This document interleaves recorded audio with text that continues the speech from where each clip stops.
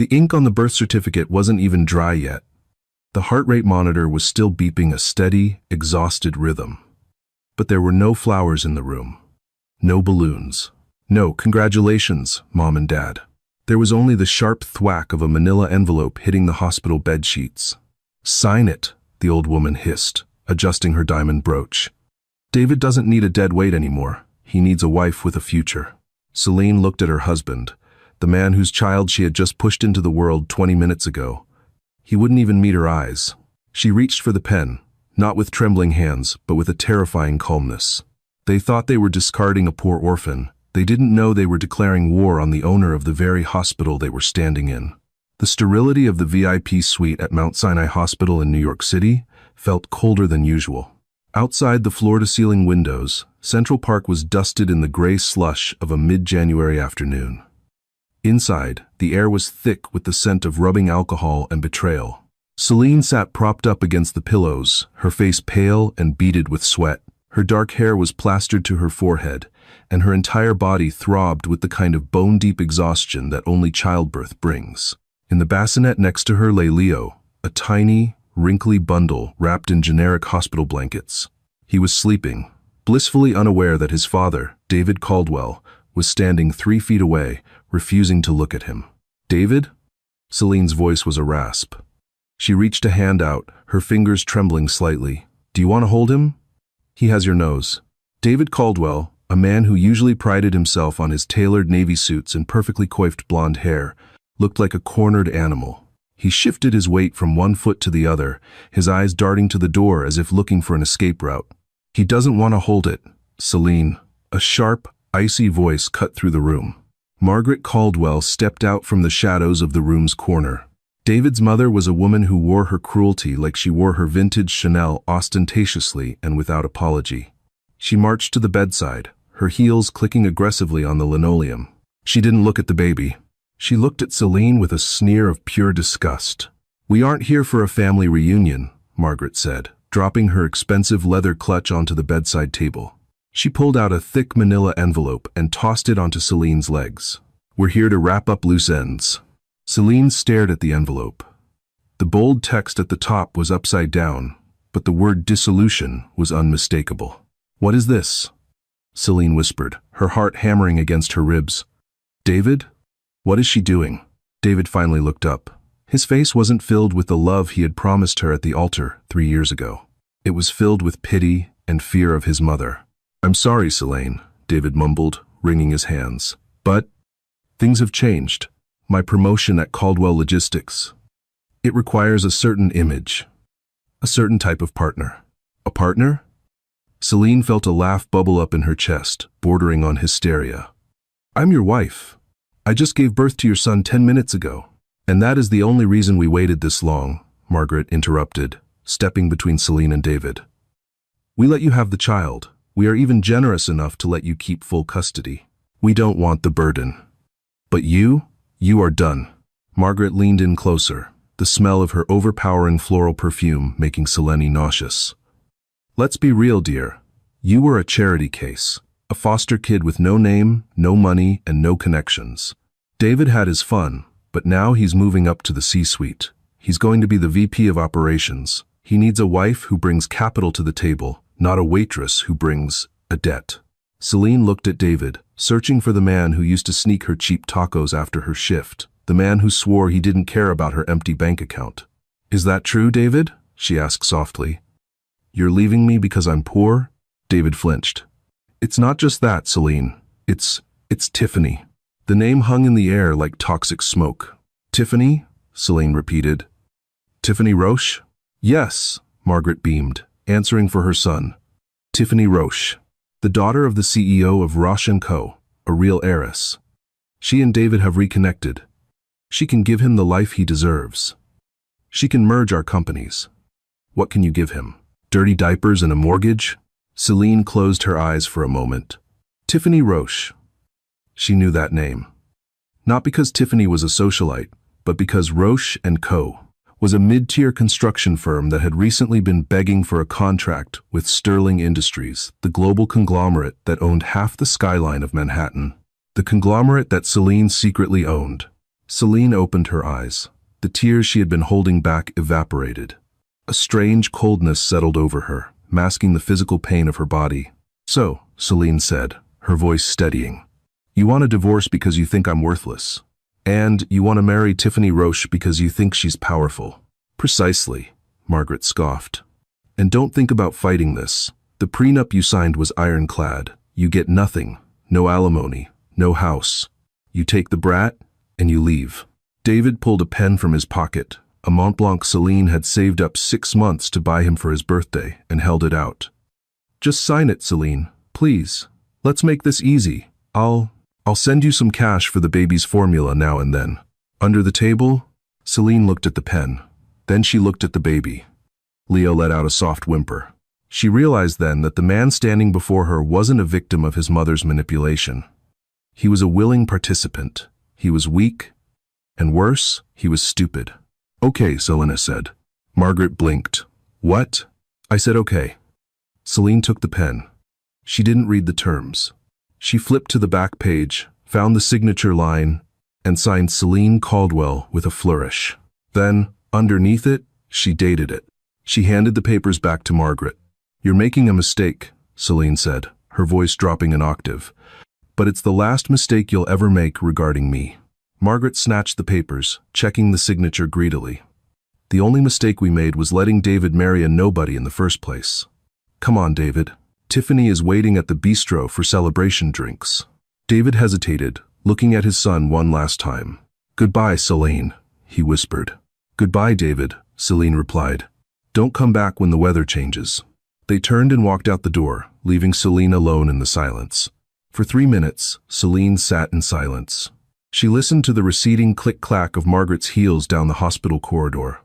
She waited until the elevator dinged, signaling they were truly gone. Only then did she exhale. She swung her legs over the side of the bed. The pain was sharp, agonizing, but she ignored it. She walked over to the bassinet and picked up Leo.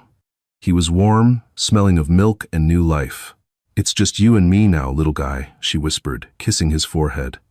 "And honestly, that's for the best. You don't want that DNA rubbing off on you." She walked over to the bedside table, where her battered old smartphone lay. She picked it up and dialed a number she hadn't called in 3 years. It was a number saved simply as the architect. It rang once. "Miss Sterling?" A deep British voice answered immediately.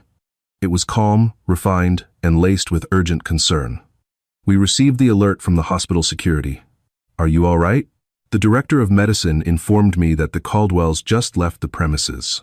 "I'm fine, Charles," Celine said, her voice transforming. The rasp of the victim was gone, replaced by the polished, authoritative tone of a woman who controlled a board of directors. "But I'm done playing house." "Understood, ma'am," Charles said. "Did they?" "They served me papers. Divorce. Abandonment. They think I'm destitute." Celine walked to the window, looking down at the streets of Manhattan. Somewhere down there, David was hailing a cab to go meet a woman whose father's entire career depended on Celine's signature. "David is leaving me for Tiffany Roche." There was a pause on the line, followed by a dry, unamused chuckle. "Roche? As in, the subsidiary contractor we are currently auditing for embezzlement?" "The very same," Celine said, a dark smile playing on her lips. "Charles, initiate Protocol Phoenix. I want my name back. I want my assets unfrozen, and I want the car downstairs in 10 minutes.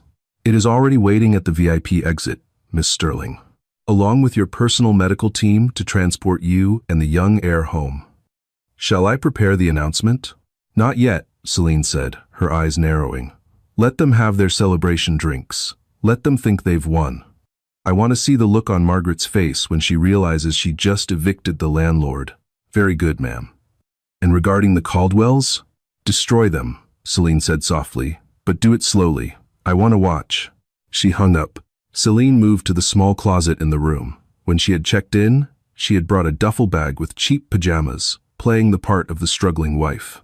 But hidden at the bottom of that bag, stitched into the lining, was a black velvet pouch. She ripped the lining open.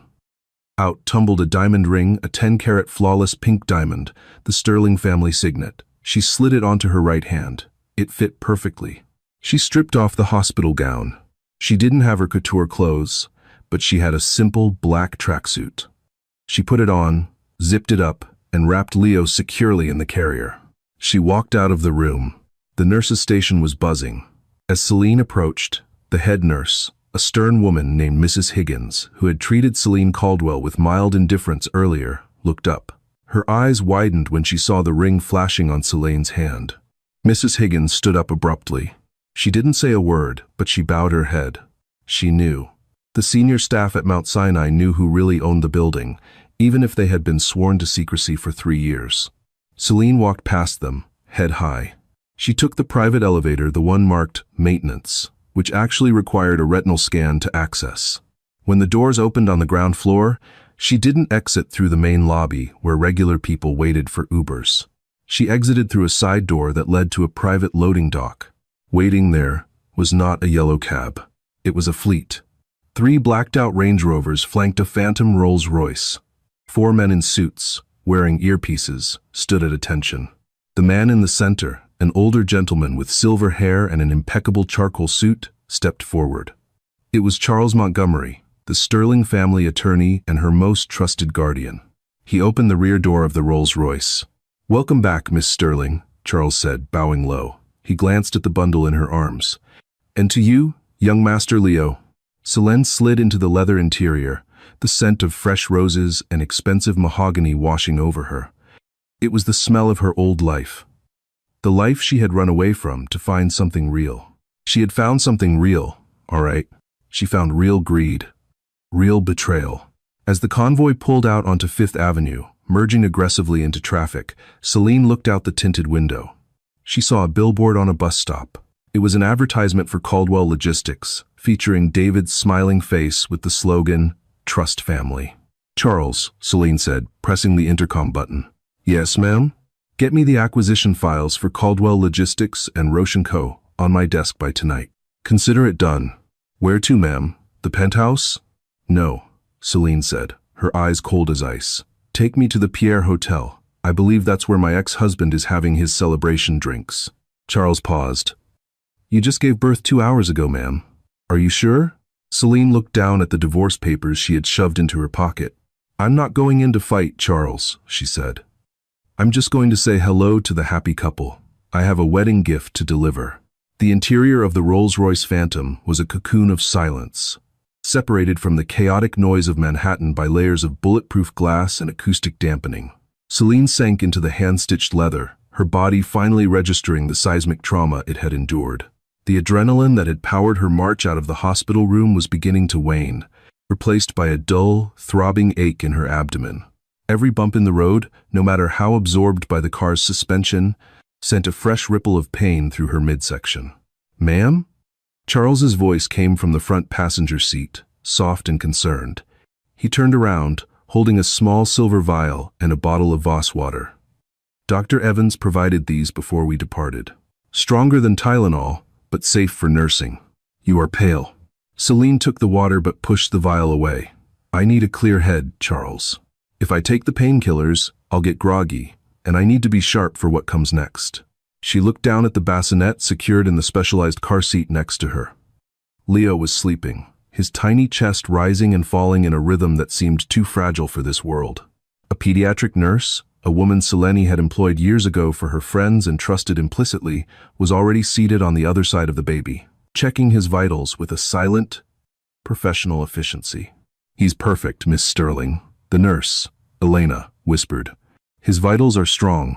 He's a Caldwell," Celine murmured, her voice laced with bitterness. "Half of him comes from a man who just traded him for a corporate title." She turned her gaze to the window. They were passing Central Park. The trees were bare, skeletal fingers reaching up to a steel-gray sky. It reminded Celine of the last 3 years. She had stripped herself bare to be with David.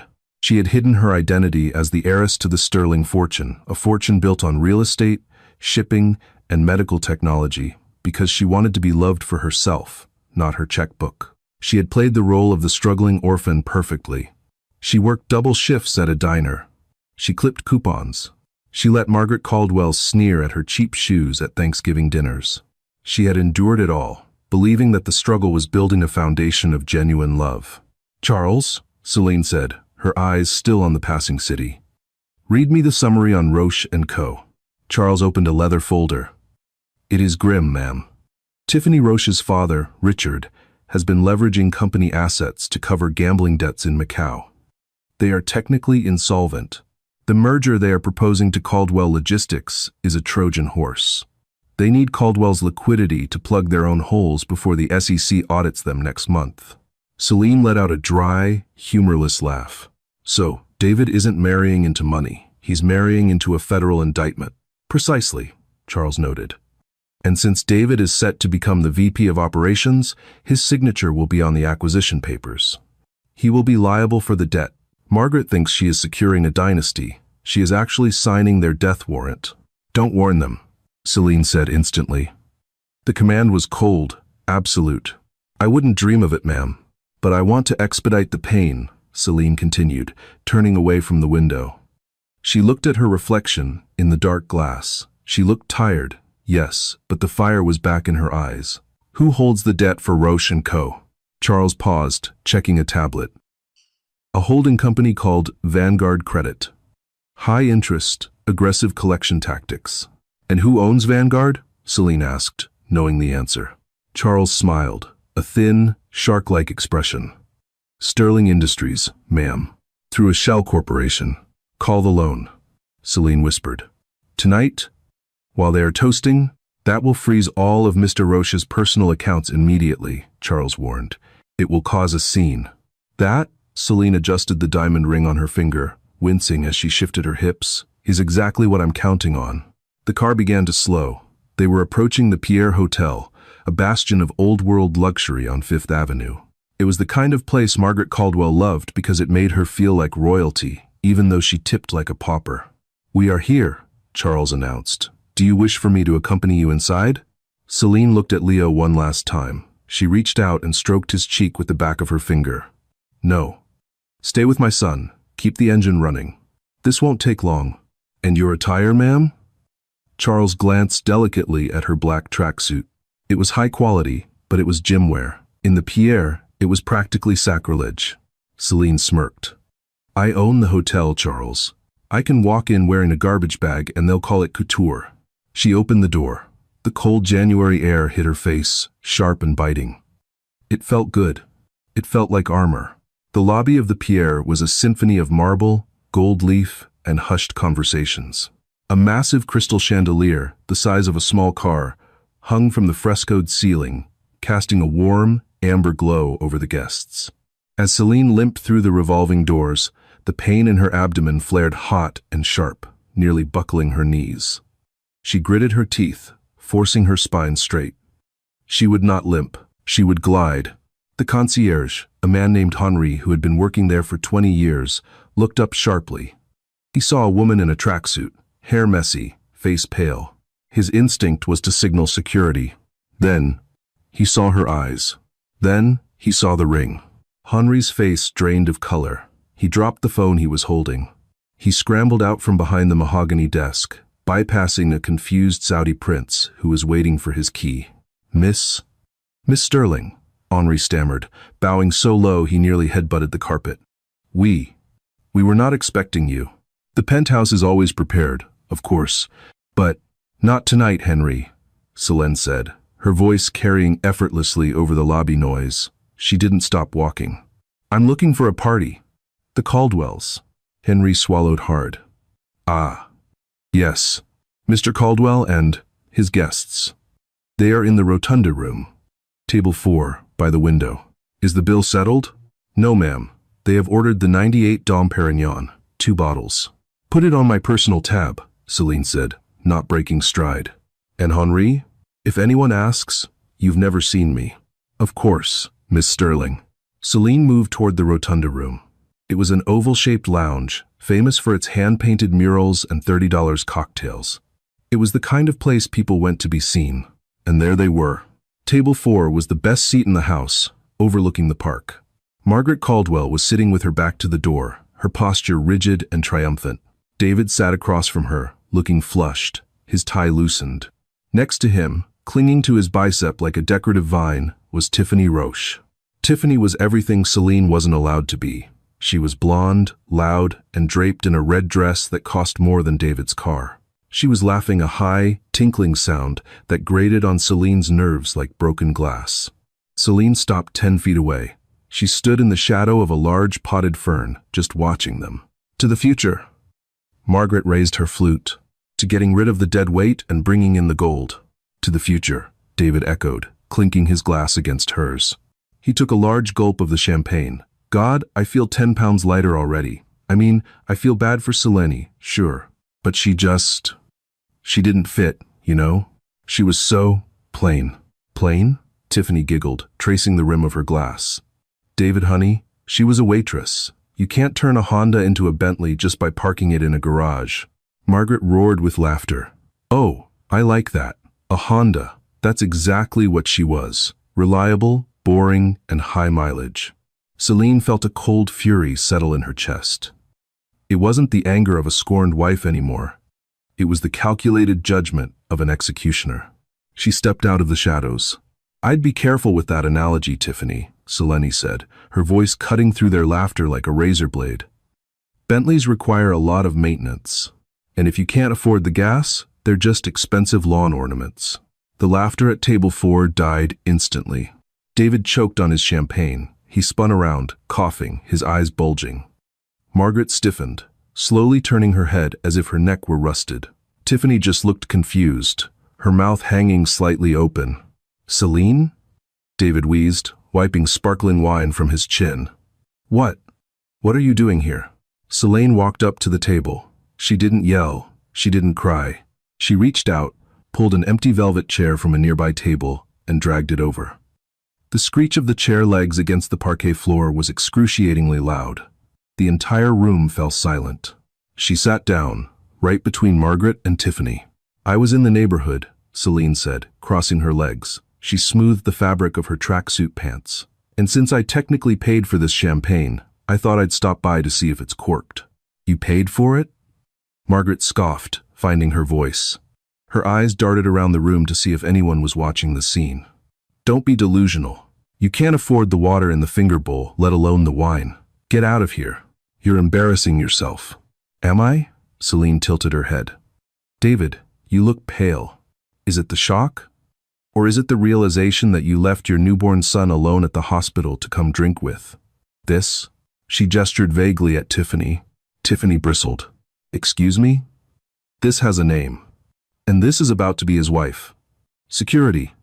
Tiffany raised her hand, snapping her fingers at a passing waiter. Waiter, get this trash out of here. The waiter, a young man named Paolo, froze. He looked at Tiffany. Then he looked at Celine. He saw the ring on Celine's finger, the sterling signet.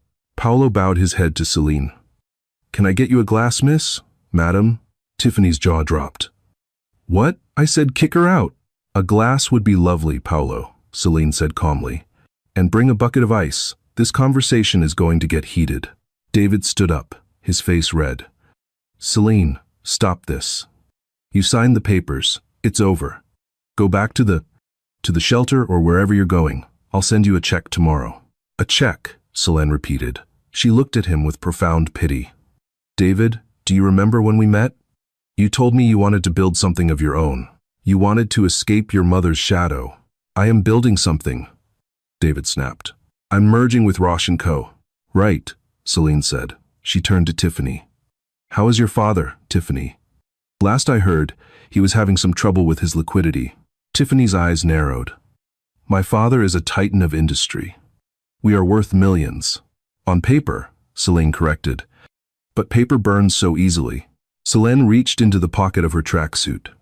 Margaret flinched, perhaps expecting a weapon. Instead, Celine pulled out her phone. It buzzed. It was a text from Charles. It is done. Vanguard has recalled the loans. Celine smiled. It was a terrifying smile. David, she said softly, I told you I had a wedding gift. I realized I didn't give it to you. I don't want anything from you, David spat. Oh, you'll want this, Celine said. My gift is clarity. She placed the phone on the table, screen up. It showed a live stock ticker. What is this? Margaret demanded, peering at the screen through her spectacles. That, Celine pointed, is the stock price of Roche & Co. Watch it closely. Why? Tiffany asked, her voice trembling slightly. Because, Celine whispered, 3 minutes ago, their primary creditor just called in all their debts, freezing their assets. All of them. That's impossible. Tiffany laughed nervously. Vanguard Credit loves us. My daddy has a deal with them. Vanguard Credit, Celine said, locking eyes with Tiffany, doesn't make deals with people who cook their books, Tiffany. And neither do I. At that exact moment, Tiffany's phone, sitting on the table, began to ring. The caller ID flashed. Daddy. Tiffany stared at the phone. Then she stared at Celine. Answer it, Celine urged gently. I think he might need a loan. Maybe David can help? Tiffany snatched the phone. Daddy? What? Slow down. Who? What do you mean the accounts are locked? What do you mean they're towing the yacht? The silence at the table was absolute. Margaret's face had turned a shade of gray that matched the winter sky. David looked like he was about to vomit. Tiffany lowered the phone, her hand shaking violently. She looked at Celine with pure horror. Who? Who are you? Celine stood up, wincing slightly as the pain returned, but she ignored it. She picked up the bottle of Dom Perignon, which was still 3/4 full. I'm just the dead weight, Celine said.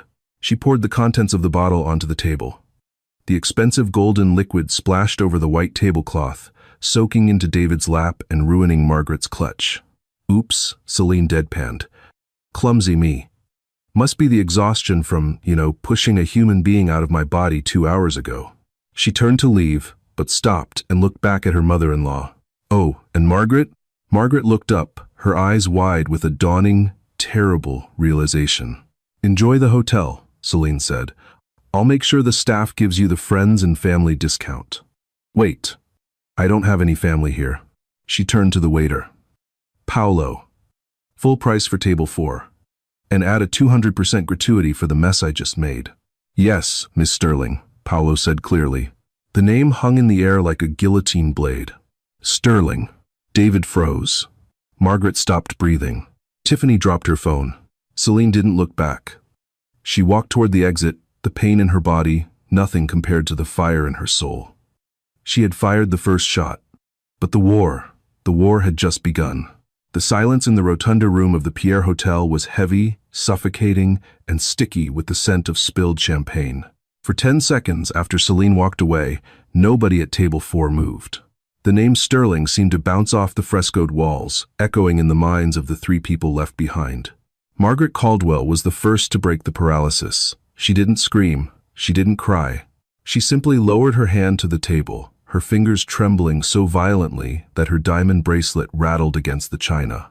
Sterling, she whispered, the word tasting like ash in her mouth. David, did you hear what that waiter called her? David was staring at the wet stain spreading across the crotch of his trousers. He felt cold, but sweat was pouring down his neck. He made a mistake. He must have. Celine is. She's Celine. She's a nobody. She worked at a diner, Mother. I saw her pay stub. She made $12 an hour. People can lie, you idiot. Tiffany shrieked, shattering the hush.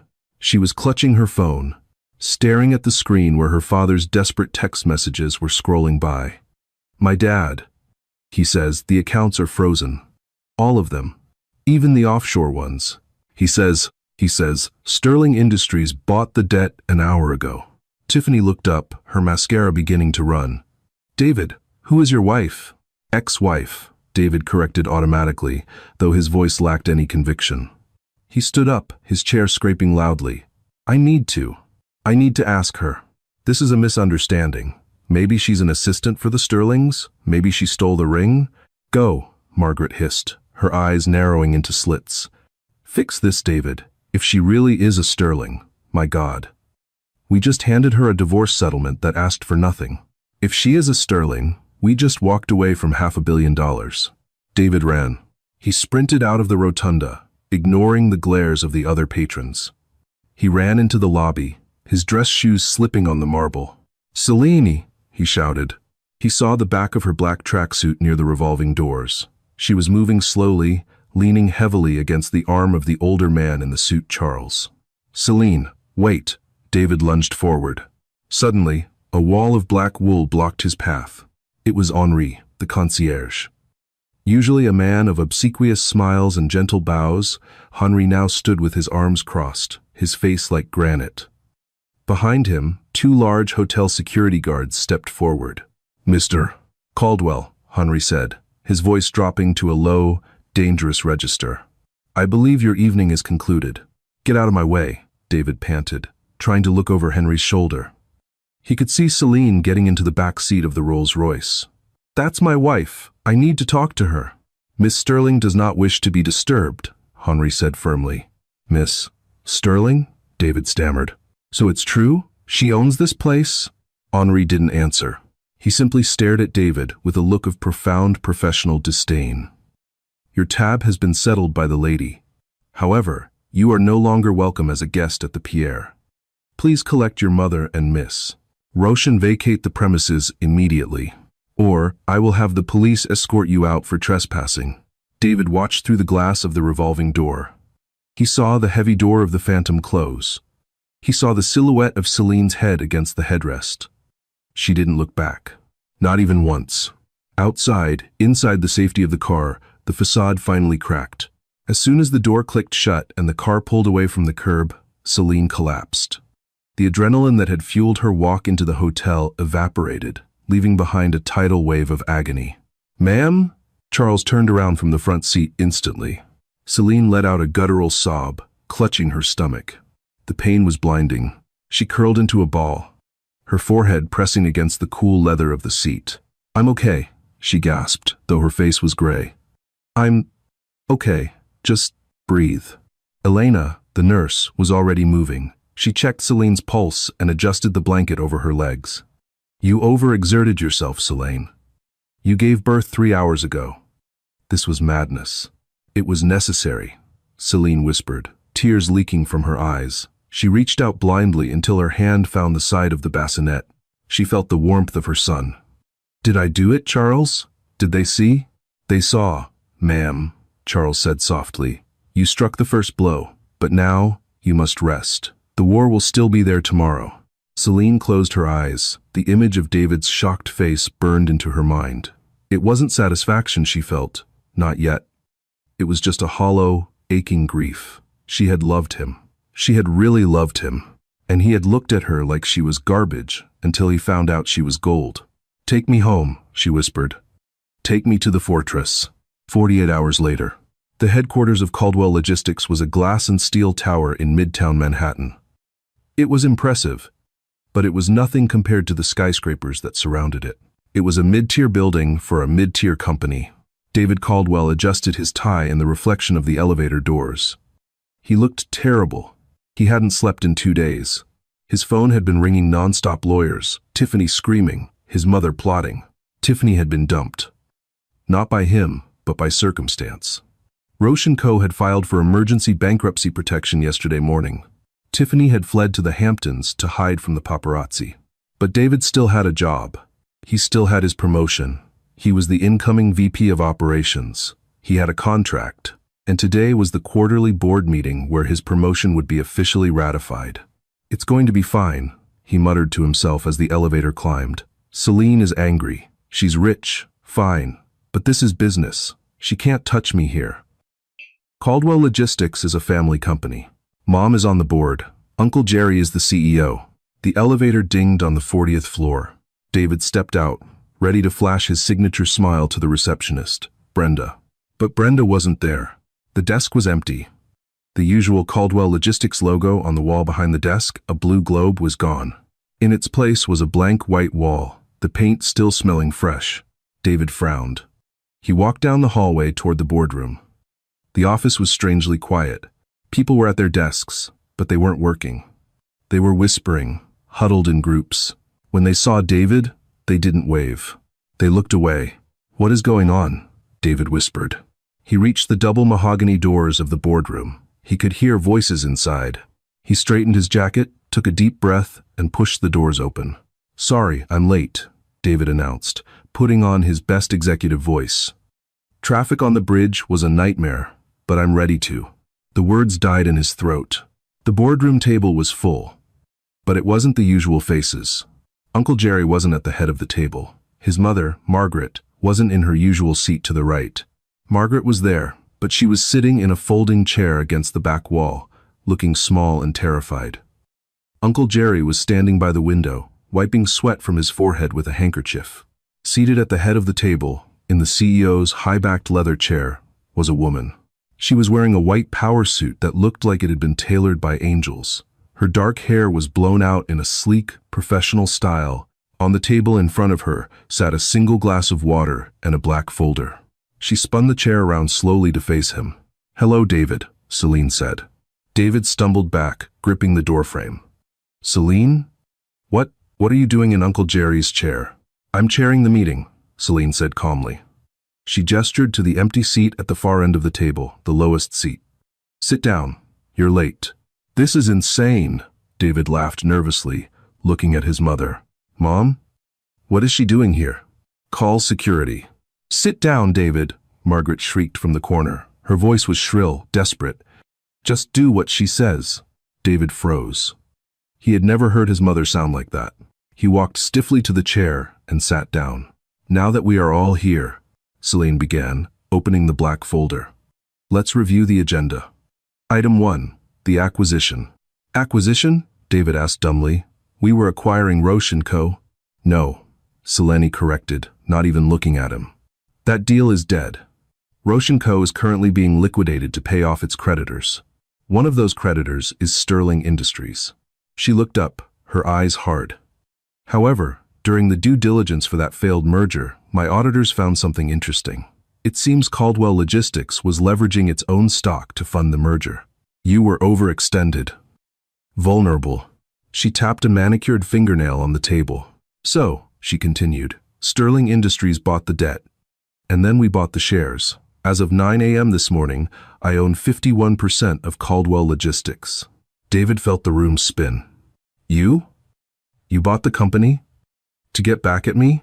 "Don't flatter yourself, David," Celine said coldly. "I bought the company because it's a decent asset that was being managed by idiots.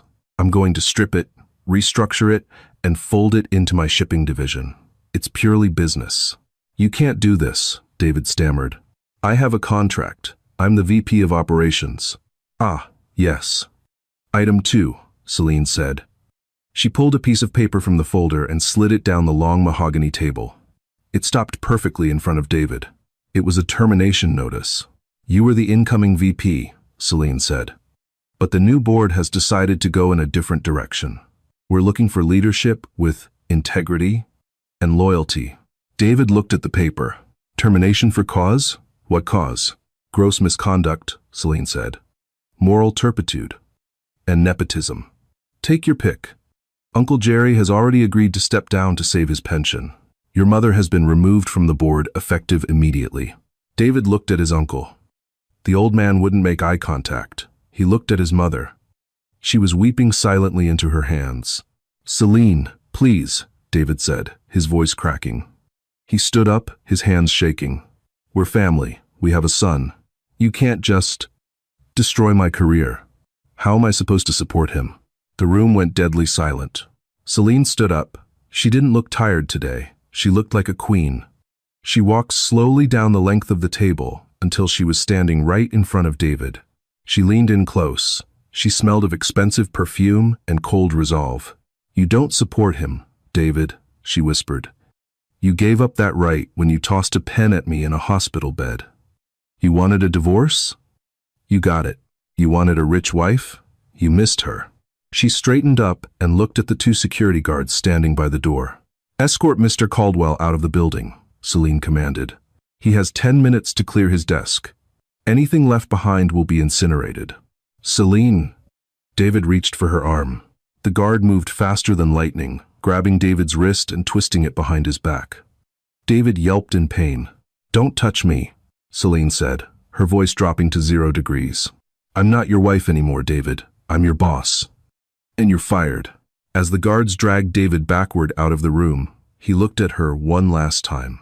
He saw the woman he had ignored, the woman he had belittled, standing tall in the center of the empire he had always wanted to join. "Mom!" David yelled as he was hauled into the hallway. "Do something." Margaret didn't move. She just watched Celine with terrifying awe. When the doors closed, Celine let out a long breath. She looked at the remaining board members, strangers she had appointed, plus a terrified Uncle Jerry. "Right," Celine said, smoothing her jacket. "Now that the trash has been taken out, let's talk about quarterly projections. Time has a way of balancing scales that money cannot." It had been exactly 1 year since that freezing afternoon at Mount Sinai Hospital.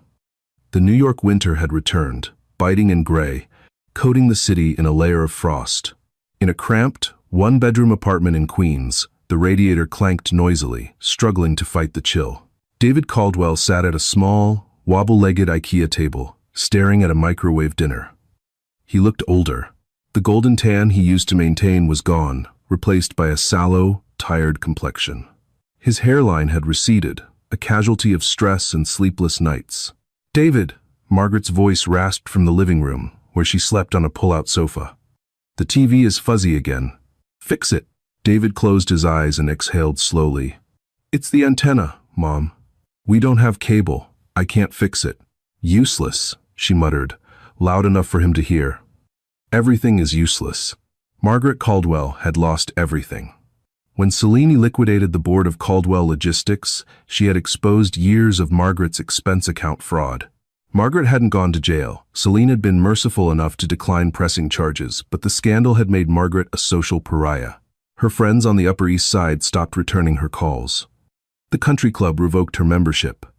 She had been forced to sell her townhouse to pay off the legal fees and the IRS. Now, she lived here. With David. David stood up and grabbed his coat. He needed air. He worked the night shift as a floor manager at an Amazon fulfillment center now. It was grueling. Physical work, the kind he used to mock his employees for complaining about. "I'm going to work," David called out. "Don't forget to buy milk," Margaret yelled back. "And not the cheap kind." David slammed the door. He took the subway into Manhattan. He arrived early, getting off at 96th Street. He found himself walking toward Mount Sinai Hospital. He didn't know why he came here. Maybe it was penance. Maybe it was masochism. As he turned the corner, he saw the lights. The hospital entrance was transformed. Searchlights swept the sky. A red carpet was rolled out. Paparazzi were lined up 3 deep behind velvet ropes. A massive banner hung over the main entrance. Grand opening. The Leo Sterling Pediatric Wing. David froze. The crowd was cheering. Limousines were pulling up, depositing celebrities, politicians, and tycoons. And then, the Phantom Rolls-Royce pulled up. The crowd went wild. David stepped back into the shadows of a scaffolding, pulling his collar up to hide his face. The door opened. Celine stepped out. She was breathtaking. She wore a midnight blue gown that shimmered like the night sky. She didn't look like the exhausted, frightened woman he had abandoned. She looked invincible. The diamonds around her neck were worth more than David would earn in 10 lifetimes. But she wasn't alone. Holding her hand, taking wobbly but determined steps, was a 1-year-old boy in a tiny tuxedo. Leo. David's breath hitched in his throat. The boy had David's blonde hair, but he had Celine's eyes. He was laughing, waving at the flashing cameras, completely unafraid. Celine bent down and scooped Leo up onto her hip. She whispered something in his ear, and the boy kissed her cheek. The love between them was palpable, a warm, glowing force that seemed to heat the cold air. A reporter thrust a microphone toward Celine. "Miss Sterling, a year ago, you were a mystery. Now you're one of the most influential women in the city. What drove you to build this wing?" Celine paused. She looked directly at the camera. For a second, David felt like she was looking right at him, piercing through the shadows in the distance. "I built this," Celine said, her voice amplified by the speakers, "because I know what it feels like to have nothing but hope, and I know what it feels like to be discarded." She adjusted Leo on her hip. "A year ago, I learned that family isn't blood. It isn't a name on a marriage license. Family is the people who stay when the room is cold. Family is loyalty. I built this for my son, Leo. So he grows up knowing that his value comes from his heart, not his inheritance." The crowd erupted in applause. "One last question," the reporter shouted. "Any word on your ex-husband, David Caldwell?" David flinched. He held his breath. Celine smiled. It wasn't a cruel smile. It was worse. It was indifferent. "Who?" she asked. The crowd laughed. Celine turned, taking Leo's hand again, and walked up the red carpet, disappearing into the warmth and light of the hospital she now ruled. David stood in the cold for a long time. His phone buzzed in his pocket. It was a text from Tiffany Roche. She texted him sometimes, usually when she was drunk. She was working as a hostess in a club in Miami now. Tiffany. Hey, miss you. Can you lend me $50? David deleted the text. He looked at the hospital one last time. He realized then that Selene hadn't just taken his money. She hadn't just taken his company. She had taken the narrative. She was the hero. He wasn't even the villain anymore. He was a footnote. A who? He turned around and walked back toward the subway station. The wind picked up, cutting through his thin coat. He had a shift to work. He had boxes to pack. And when he got home, he had a mother to feed who would never stop reminding him of the kingdom he had thrown away for a mirage. The ink on the divorce papers had dried a long time ago, but the bill was something he would be paying for the rest of his life. And that is the story of Selene Sterling. She proved that the best revenge isn't just success, it's erasing the people who hurt you from your story entirely. David and Margaret chased the appearance of wealth and lost the only thing that actually mattered: family. They thought they were discarding a burden, but they were actually throwing away a lottery ticket. It makes you wonder, doesn't it? How many people walk away from diamonds because they're wrapped in rough paper? What do you think? Was Selene's punishment too harsh, or did David and Margaret get exactly what they deserved? I want to hear your opinion. Drop a comment below with Team Selene or Team Mercy. If you enjoyed this story of karma and justice, please hit that like button. It really helps the channel grow. And don't forget to subscribe and ring the bell so you never miss out on the next crazy true life drama. Thanks for watching, and I'll see you in the next one.